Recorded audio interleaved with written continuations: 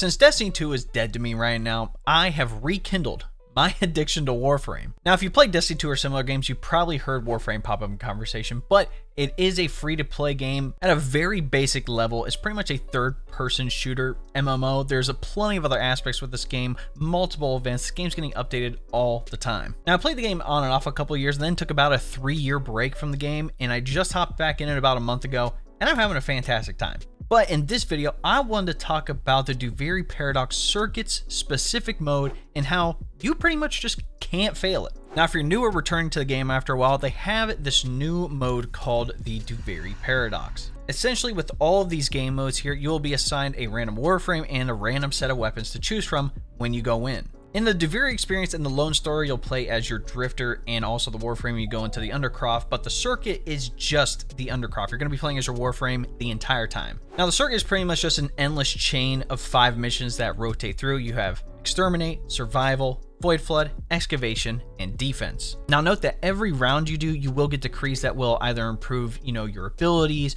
your weapons, your melee, whatever it is. You will get improvements to those things to where it makes your survivability even higher. So just as an example, if I'm looking at my weapon options here, one thing that stands out to me is Latum. Latum and the Latum Incarnon are absolutely destructive, and if you could put on the right mods for it, it shreds enemies. It's fantastic. So I would probably focus on getting decrees that will increase headshot damage, just increase damage overall when I reload the weapon, whatever it is. Status effect can heal me as well because it does deal a lot of status effects. Again, depending on what weapons and warframes you get, you can cater into a build specifically. So if I had a good melee weapon, I would cater to melee decrees so I can do even more melee damage. Every week, if you go into the circuit, if you have normal circuit, you can choose a warframe from the selection that's available. So if there's one that you don't have or one that you want to sacrifice to the helmet, you can choose that one and then grind through the levels. Again, the longer you stay in the circuit, the more bonus progress you get. Again, for this example, here's Avara. You pretty much get every piece on top of some mods and also an arcane. And then also under the Steel Path version, this is where you can get the Incarnons for weapons. So this time around I have the Strun and Latron, but you also get, other arcanes, Riven mod, Eclipse weapon and Warframe adapters. You get some pretty solid rewards. Now, if you don't know what Steel Path is, it's pretty much a harder version of everything. Once you complete all the nodes on every location, excluding a couple of assassinations and certain missions that are a little harder to get access to, but once you complete all those, if we go off to the right here, you can see it says Steel Path. Pretty much makes the enemies a lot tougher, but you do get a higher chance for certain rewards, and it pretty much resets your solar system. So all the missions are locked again, but you do get Steel Essence from this, which you could turn to Teshin for certain rewards. Now that we got through that, let's talk about what I want to talk about and how it's virtually impossible to lose in a circuit. There's really no way for you to lose except for one of the mission types. Like I said, there are 5 different mission types. Exterminate, very easy. Kill all the enemies. You're good. Survival, survive 5 minutes, whether it's killing enemies or you need to use the survival pods to give you more percentage to survive, that's totally fine. Void Flood, run around, grab the orbs, deposit them, you're good. Excavation, as annoying as it is in higher levels, there's no way to fail it. Even if an excavator is destroyed, another one will spawn. You just need 300 cryotic and you're good.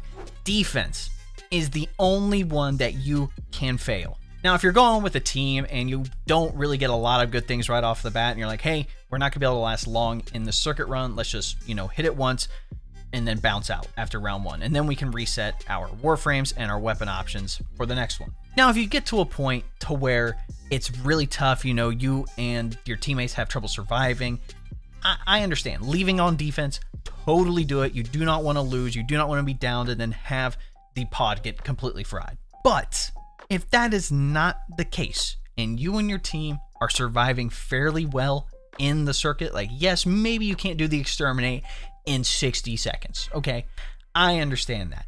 However, if you're not having that kind of trouble, let me tell you, just stay in the circuit. You're going to get more rewards anyway. Even if you aren't doing your best and your teammates are carrying, that's totally fine. Do not be afraid to stay in the circuit. It is virtually impossible for you to lose. Now, I will say at those higher rounds, the enemies do get tough. They do a lot of damage. So if your next round is Excavation, maybe leave, depending on how your team feels, because those excavators will get fried so fast if you have no way to distract the enemies or protect the excavators. And with survival, all you really have to do is kill enemies And as long as you and your team are getting, a fair amount of kills, you can collect the little pods to gain the percentage. And if for some reason the percentage drops to a really low point and the 5 minutes aren't up, just pop one of the reservoir things and then you're good. I haven't had trouble with survival at all. And then with Void Flood and Exterminate, there is no timer. So you can take your time on those activities, although I would recommend trying to get through it as quickly as possible. I understand if the enemies get a little tanky. Like I said, don't be afraid to stay in the circuit. Even if the enemies are a little tougher, you're having a little trouble surviving, you need to take your time a little more, that's not a problem unless it's defense. The longer you stay in the circuit, the more circuit progress you get and the bonuses that you can get with that, so you can just complete the whole thing faster so you don't have to deal with it for the rest of the week. Like I mentioned, this only really matters if you're a solo player, but I've had it to where it was me and a friend and 2 randoms on a team, and we got to like stage 7 or 8 in Steel Path, and then we continued after that. They left and we're like, we're good. We haven't died this entire time, and we had like an Exterminate and then a Void Flood right after, and it was getting a little tough, and then we had a defense, and we're like, nope, we can't do this with 2 people. We're bouncing.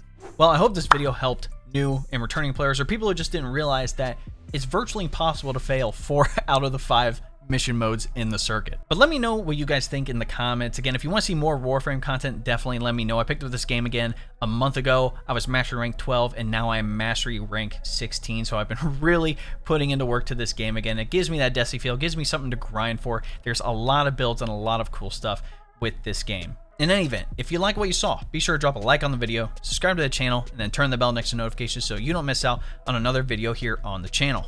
If you didn't know, we do live streams here on YouTube and on Kick. If you want to know when I'm going live, be sure to follow me on Twitter at ItsDaveTV. I always tweet out when I'm going live and other news in regards to my content. Again, it's gaming, tech, and anime, so I do a variety of content across the board.